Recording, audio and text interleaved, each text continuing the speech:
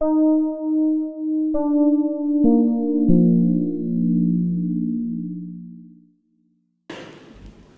I said, as a society, we seem to be moving further and further away from God and His Word and His ways.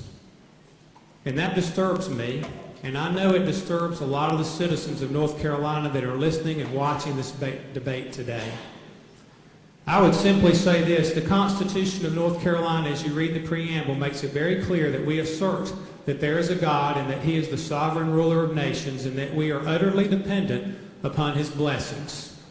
There are a lot of people that will get up and give a lot of lip service to God, and they want to sing about God bless America. I believe in my heart that as we move further and further away from God and from His Word, that we can expect to see His blessings disappear. This is a bill that, as Representative Michaud said, could only be characterized as a vehicle that gives permission to discriminate.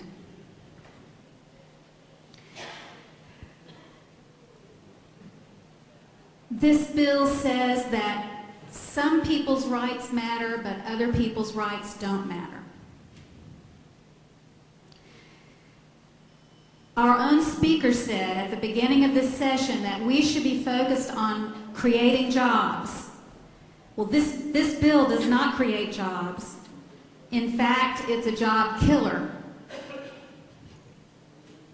This bill targets the LGBTQ community, and bills like it in other states have drawn incredible opposition from companies as large as American Airlines and Apple. I will not be surprised if there's not some difficulties. I do think some of the smaller Register of Deeds offices have a legitimate worry about what happens if everybody opts out. I don't think that will happen, but we'll see going forward. But this is somewhat legislation on the fly, because the courts suddenly came in here and overturned 3,000 years of human experience. I'm old enough to remember the debate about interracial marriage.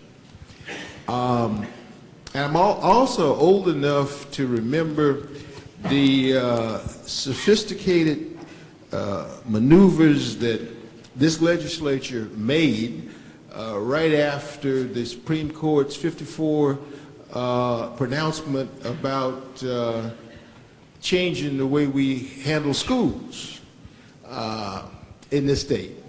So our legislature has a very long history of being extremely sophisticated in ducking and dodging and moving in ways that it would like to avoid the larger changes in our law.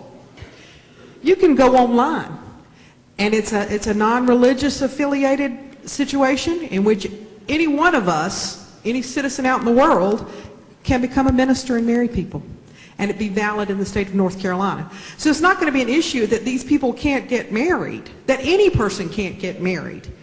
I can go to my best friend and say, would you become this ordained minister, and I'll be happy to give you the website or anything else you'd like to look at, pay this little fee, and your best friend could turn around and perform your marriage ceremony. So it's not an issue that people can't get married.